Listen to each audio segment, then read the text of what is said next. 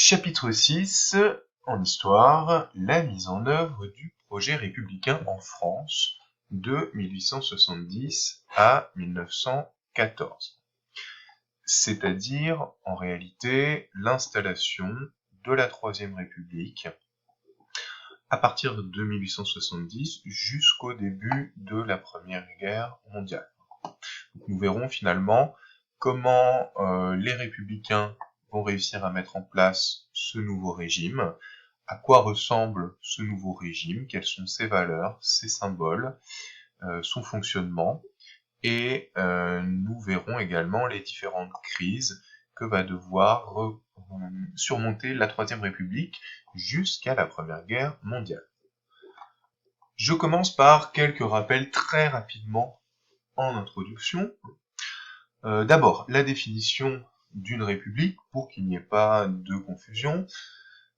La république, c'est simplement un régime politique où les fonctions de chef de l'État ne sont pas héréditaires, mais elles vont résulter d'une élection. C'est-à-dire qu'il s'agit d'un régime qui n'est pas dirigé par un monarque, que ce soit un roi, un empereur, un duc, un prince, tout ce que vous voulez. J'ai précisé, la plupart du temps, la République est un régime démocratique. Alors, ça signifie que, normalement, une république qui fonctionne correctement fonctionne selon les principes de la démocratie. Mais vous pouvez trouver, notamment au XXe siècle, un certain nombre de régimes qui s'intitulent République, qui sont dirigés par un président de la République, mais qui ne sont pas de véritables démocraties, puisqu'elles vont avoir, par exemple, un parti unique, elles vont censurer la presse, etc., etc. Faites attention en revanche à quelque chose, on en a déjà beaucoup parlé cette année. Une démocratie n'est pas forcément une république. Si vous prenez le cas du Royaume-Uni, c'est une démocratie, c'est même une des plus anciennes démocraties actuellement, mais il ne s'agit pas d'une république, puisque le chef de l'État, c'est la reine. Même si elle n'a pas de capacité à gouverner, elle est officiellement le chef de l'État, et elle n'est pas élue. C'est une transmission qui se fait de façon héréditaire. Donc la République et la démocratie, ce sont des termes qui ne se recouvrent pas totalement. Alors, là encore, des rappels qui normalement vont être évidents pour vous, puisqu'on a vu ça en long, en large depuis le début de l'année. La République qui va s'installer en 1870 en France est la Troisième République. La Première République, c'est celle de la Révolution française, qui est proclamée en septembre 1792 et qui remplace une monarchie constitutionnelle.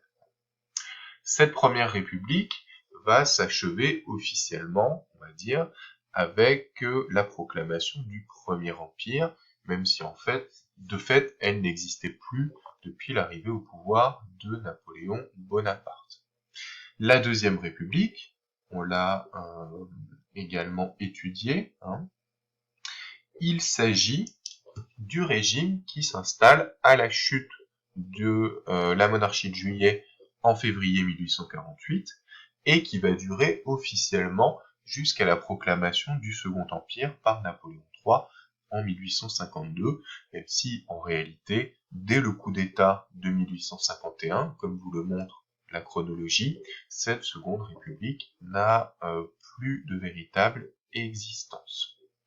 La Troisième République, comme vous le voyez sur la chronologie, sa particularité, c'est que contrairement à la première et à la seconde, elle va durer beaucoup plus longtemps, de 1870 jusqu'en 1940, et du coup, ça va être vraiment la République qui va permettre l'installation en France d'un certain nombre de valeurs républicaines.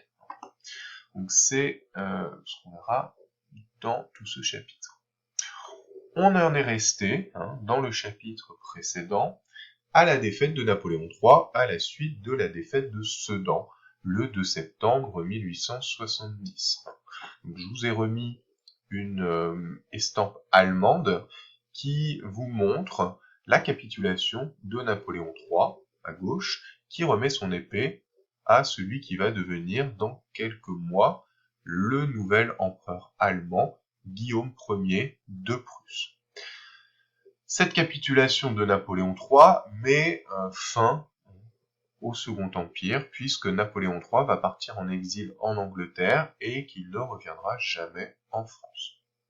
Surtout, comme on l'avait dit, à Paris, les républicains vont se précipiter, en fait, dès l'annonce de la défaite de Sedan, pour proclamer une nouvelle république. Donc, vous avez ce tableau célèbre de la proclamation de la Troisième République devant le Palais Bourbon, donc le siège de l'Assemblée nationale, avec notamment la participation de celui qui va rapidement s'imposer comme un des leaders des Républicains, Léon Gambetta. Donc là, on s'était arrêté le 4 septembre 1870, mais comme on va le voir, on n'est qu'au début, en réalité, du mécanisme qui va permettre l'installation véritable de la République. Alors, justement, dans ce chapitre, on va essayer de voir comment la République va s'enraciner durablement en France, malgré tout un ensemble de crises, que ce soit au début de son existence et dans les décennies qui vont suivre. On verra l'enracinement également de ses valeurs et le développement d'un véritable sentiment républicain en France. Alors, ce sentiment, comme on le verra, ne va pas être partagé par tout le monde. Il pourra aussi y avoir différentes visions de la République, mais du fait de sa durée, la Troisième République va pouvoir faire un véritable travail en profondeur sur ce sentiment républicain, ce que n'avaient pas pu faire la Première et la Seconde République. Elle va vraiment créer une France républicaine autour d'un certain nombre de symboles et de valeurs qui sont toujours les nôtres, au moins en partie aujourd'hui. Alors, première partie, la lente et difficile installation de la Troisième République de 1870 à 1879. On débordera même un tout petit peu jusqu'en 1880. Il va en fait falloir 10 ans aux républicains pour remporter une victoire complète face à leurs adversaires. On va être dans une situation très particulière. La Troisième République est proclamée le 4 septembre 1870, mais il lui faut vraiment 10 ans pour être accepté comme le régime politique de la France. Ça va être un processus très complexe, avec un certain nombre de crises, et en fait il va falloir 10 ans pour que une grande partie des hommes politiques de l'époque et qu'une grande partie des Français comprennent que finalement la Troisième République est le meilleur régime possible pour la France, ou pour paraphraser l'expression de Churchill, en tout cas le moins mauvais. Alors, grand A, l'année terrible, 1870-1871. Les suites, en réalité, de la défaite de Napoléon III à Sedan et tous les événements qui vont avoir lieu à l'automne 1870, durant l'hiver 70-71 et au printemps de l'année 1871. Une année particulièrement difficile pour la population française et particulièrement riche en événements. Cette année, normalement, si vous avez travaillé sur Louise Michel et si vous avez vu les 2 petites vidéos dont j'avais mis les liens, vous devez déjà en avoir une assez bonne idée. Alors, ça je l'avais dit, je crois, dans un précédent chapitre, les républicains sont face à des choix complexes. Les armées de Napoléon III ont été écrasées par les Prussiens. La victoire contre la Prusse paraît difficile, quasi impossible à obtenir, mais les républicains vont refuser de signer tout de suite la paix avec Bismarck. Ils ont peur, et ils n'ont pas tort, d'être associés à cette défaite, de passer pour le régime politique qui a capitulé face aux Prussiens. Donc, les républicains vont décider de poursuivre le conflit. Ça va durer plusieurs mois, mais ils vont se rendre compte assez rapidement, alors ça va dépendre évidemment des différents hommes politiques, ils vont se rendre compte que la victoire est impossible à obtenir. La situation militaire est en effet catastrophique. Et très rapidement, les Prussiens, comme vous le voyez sur cette carte, vont encercler la capitale.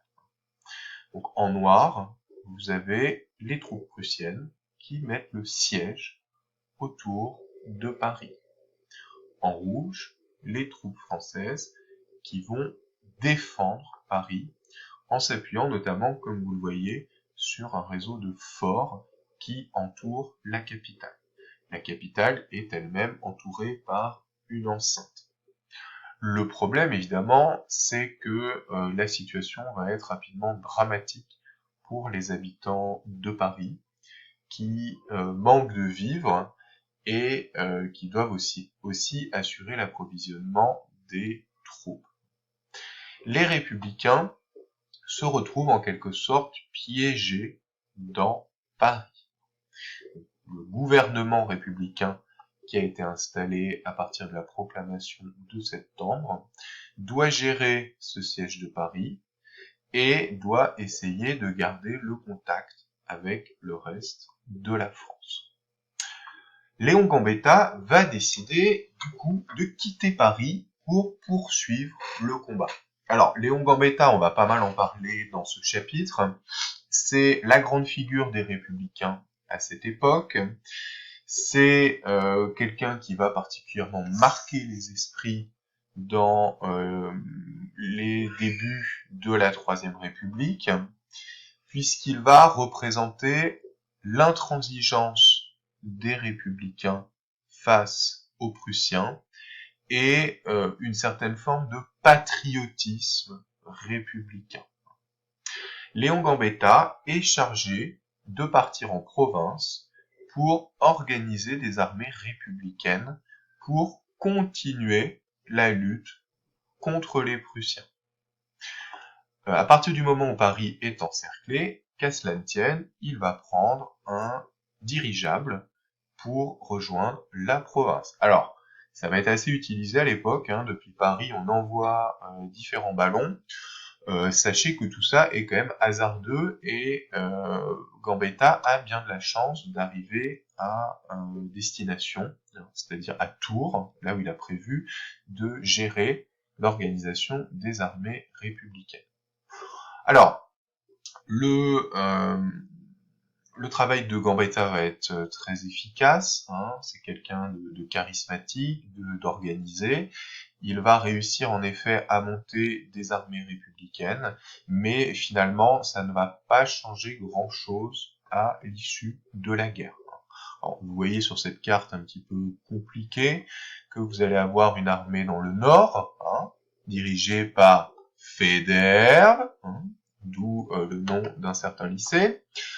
Une armée dans l'Est, avec notamment l'intervention de Garibaldi, sympa le mec, qui est quand même venu aider les Français alors qu'il en a souffert dans les années 1860, et surtout des armées sur la Loire. Alors, ces armées vont remporter quelques succès, mais vont surtout ralentir l'avancée des Prussiens, reculer, et ne vont pas changer grand-chose à l'issue de la guerre.